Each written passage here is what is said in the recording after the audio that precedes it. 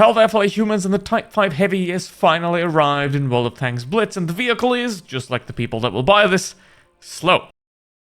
And here are the Type 5 Heavy containers, and I did say that eventually you can expect Wargaming to up the amount of charms, because they previously upped it from 25 to 30, you can expect it to up to 35 or 40. However, I did not expect Wargaming's despicable greed to extend this far and this quickly, because for the Type 5 Heavy, you now need 50 charms right here, which means this is now 300 euros instead of the previous 200. This is an absolute scam, and you cannot put it any other words. This is a outright scam. You'll see how the vehicle performs later on average, but basically, there is gold in here. There is 180k credits in here. There is a worthless camouflage in here that obviously just adds pretend value. And there are charms. And the rest of the value, there's nothing in here.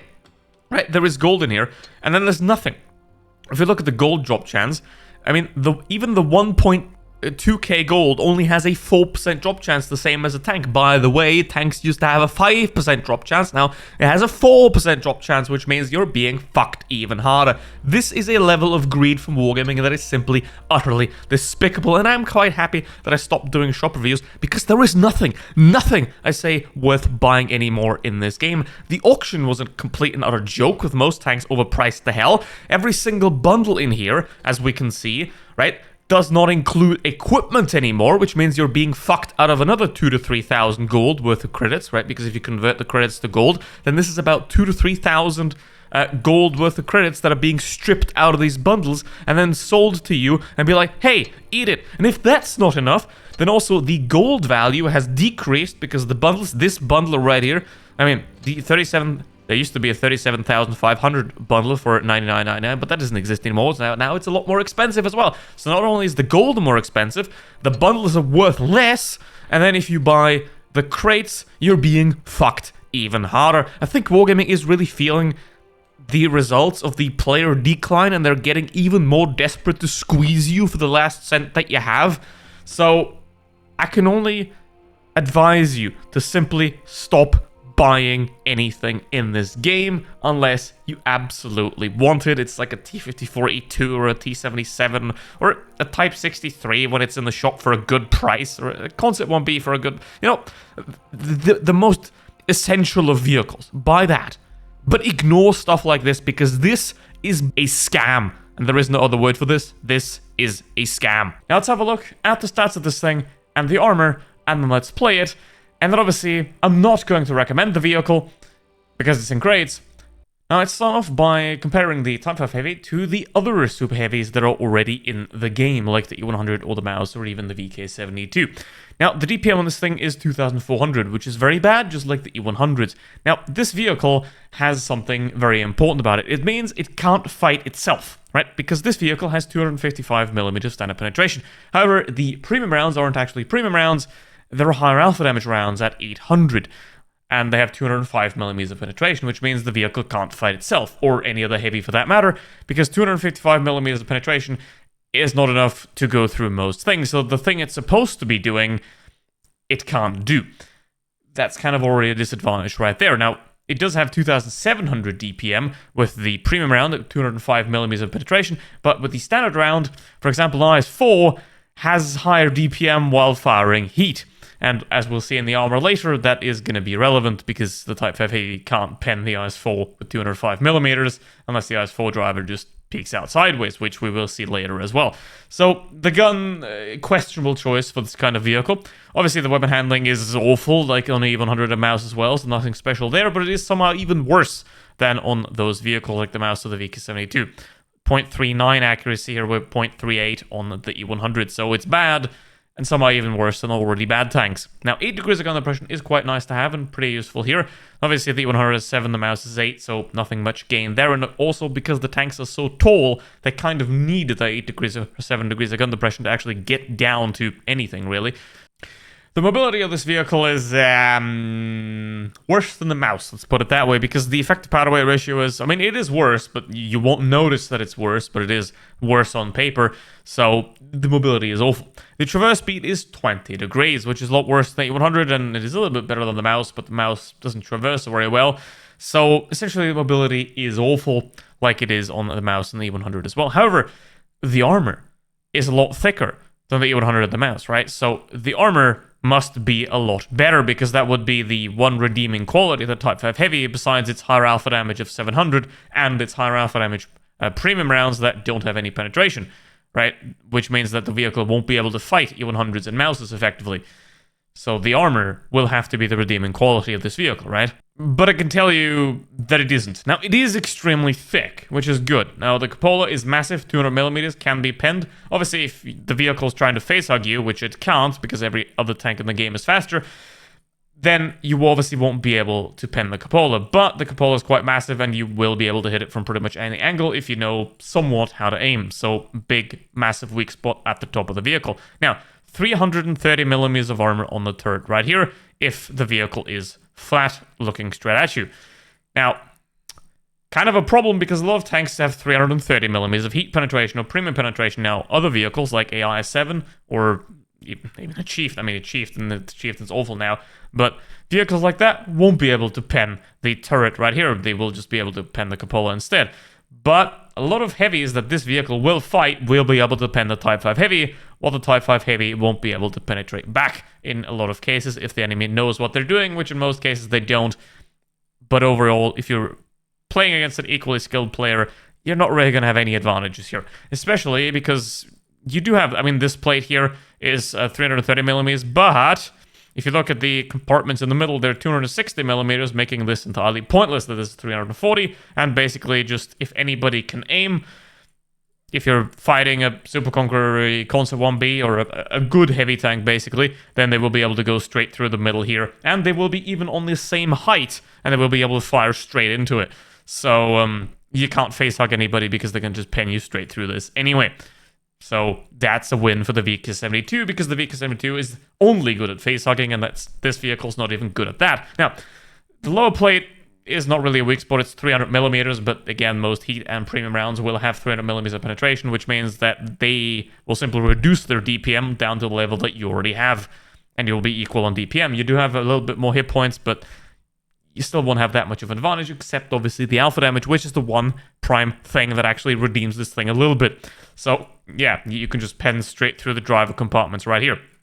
Now, if you go into an E100, the E100's armor isn't as thick, it's 270mm, but the E100's turret is a lot more well-angled, which means it has the same armor on the turret, roughly, also 310mm, which the Type 5 Heavy can't pen. Now, the E100 obviously can pen the Type 5 Heavy, and the E100 has the lower plate, obviously, as a weak spot.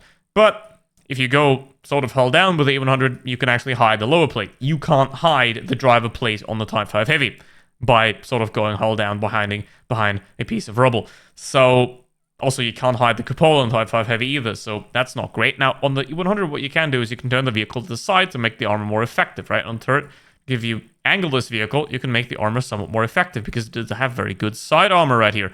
Now, you can't do that with the Type 5 Heavy. You wonder why? Because it has this plate right here, which, for example, the AMX M454 also has. So if you turn the vehicle to the side, this plate becomes weaker and weaker and weaker, which means you can get penned very easily. And that also side scraping is impossible in this vehicle. I mean, peeking in general is impossible because it's so insanely large that you will have to go around the corner somehow, and basically this entire front section will stick out before you even ever get your gun on target, which is not good because obviously side armor in this is 140mm. You can side scrape this thing, but you will get penned quite easily in this plate right here, which if you do turn it to side gets 250mm. Everybody can go straight through that. Same with a turret. If you get shot on the side, everyone can go straight through that. So the side skirts here are obviously impenetrable from the side, supposedly. If you go down here, 500mm, as you can see, so you're not going to go through that whatsoever. However, can go straight right through here, and you can go through the driver's hatch and whatever that is as well. I don't like super heavies as a concept in general, but this compared to the mouse and the E100 is downright pathetic, because not only does it have funky weak spots everywhere, it can't pen itself even with the weak spots. I mean, it can pen its own cupola almost. So, like, the Type 5 Heavy can't pen an opposing Type 5 Heavy through this hatch because it's 262 and you have 255 penetration. That's great. That's great. So to sum up, you have a gun that has great alpha damage. The DPM is very low. The premium shells don't have any penetration, and they are for medium tanks, which you can't fight because it can't go anywhere because it's really slow, and the medium tank's just going to circle around you, and also because you're so tall, the medium's going to just drive below you and side hug you, and you can't do anything about that. So you have a mechanic that's great against fighting medium tanks and awful against fighting heavy tanks, and a tank that's primarily made for only fighting heavy tanks because if it fights medium tanks, then it can't turn, and the medium tanks can easily defeat it because they can just get under it. So you pretty much have to stick with your team and wait out the ridiculously long reload, throwing off your 700 or 800 alpha damage shot, and then setting and hoping that it hits, of course, because of the awful accuracy, and then coming back again. So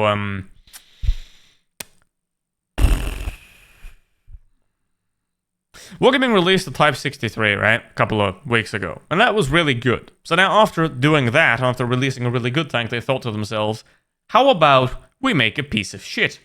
And that's what they did. How long do you think it will take me to arrive in battle with a vehicle like this? Well, the answer is too long. Now, is this vehicle better than the E100 of the Mouse? No, it isn't. Which means it automatically is not worth it, no matter the price, because there are, in World of Tanks Blitz, premium tanks that are superior to Tectra vehicles, and by default, those are the vehicles worth purchasing. Vehicles equal or inferior to Tectra tanks, why would you spend money on downgrading or side grading? That is no point unless you really love a certain type of vehicle. Like if you really love the E100 of the Mouse, then just keep playing the E100 of the Mouse because this vehicle will definitely disappoint you.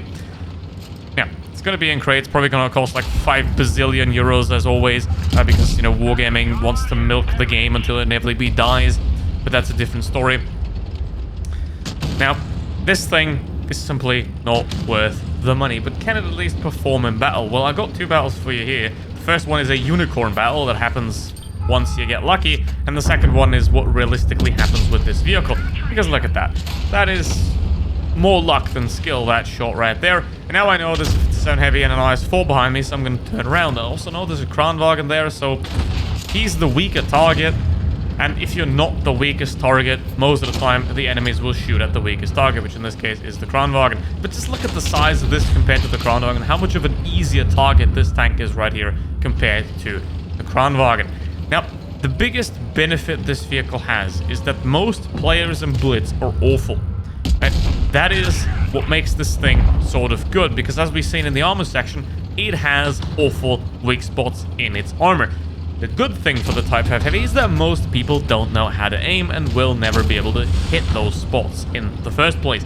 And that is where this vehicle sort of derives its ability to actually perform well. Because it doesn't have a good gun, it's incredibly slow, and the armor is holy at best.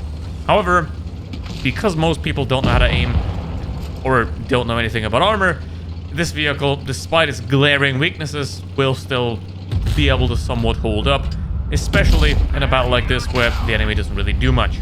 But obviously, it is not a vehicle that I would recommend to anybody that hasn't played the E100 5,000 times, because you will not have fun with this vehicle unless you really like the playstyle of a Mouse and an E100, and even then, you won't be able to fight a lot of heavies in this vehicle because of its non-existent premium rounds. So you don't have 330mm of penetration on your premium rounds like a E100 would have. You don't have that. You can't fight heavies in the city with this vehicle. You simply can't do that. So you will have to be pretty careful with how you engage with this vehicle. And now I will show you how a typical battle in the Type 5 Heavy will happen. Because that last one, you know, 5.5k damage, yada yada, didn't really do much there. Now, this will be a perfect display of what will actually happen. Now, can you go to the heavy side with this vehicle? Well, you can't fight anybody. You can't pin an IS-7 to the front. You can't pin an E100 to the front. You can't really pin anything to the front unless it's you have access to the lower plate, in which case there's a Super Conqueror, in which case you don't have access to that lower plate. And even if you do have access to the lower plate, you have 0.39 accuracy. So you're going to have to aim for quite a while. to actually hit that, which is not very nice. Now what I'm doing here is I'm in the middle of the map, right?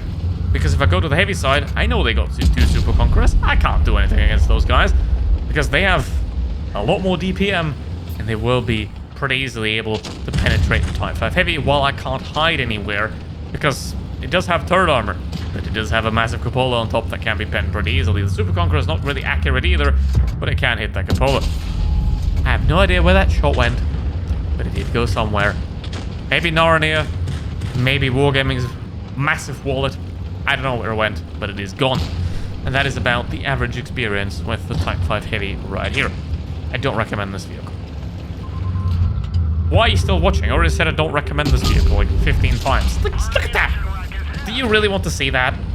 Do you really, honestly want to see this vehicle miss everything? I mean, maybe you want to see this vehicle do 1,000 damage against an FV4005, which is downright amazing. I mean, look at that aim circle, though. The 4005 is a massive vehicle. But, I mean, I have to take the shot because otherwise it's going to go to hide. But even with a massive vehicle like that, it's still not entirely within the aiming circle because it's inaccurate as hell. So, that is very lovely. But you can do that on an E100 as well. Right, an E100 doesn't have the pain of not having premium penetration. It can fight other heavies. The E100 can angle much better. It's not much faster, really, but it's much smaller. Kind of relative at this point, but the E100 is a lot smaller than the Type 5 Heavy. So, essentially, what you have here is a vehicle that, if you are a absolute massive fan of super heavies like the Mouse, the E100, the VK72, and this vehicle eventually comes into the shop for 15k or 17.5k or something like that, then it is going to be worth buying for the super heavy fan. However, for everybody with a decent level of self-preservation and self-wallet preservation, I highly recommend to avoid this vehicle because, yeah, because of that. Because Blitz, or any video game, is supposed to be about having fun.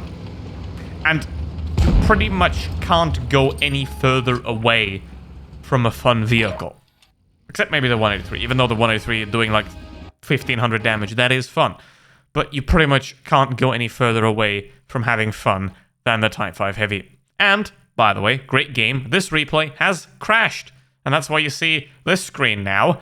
So, that leaves me with one thing to say. Don't buy Type 5 Heavy, and I hope you have a much better day than I had when I had to play the Type 5 for this review. Thank you very much for watching, and see you in the next one. Goodbye.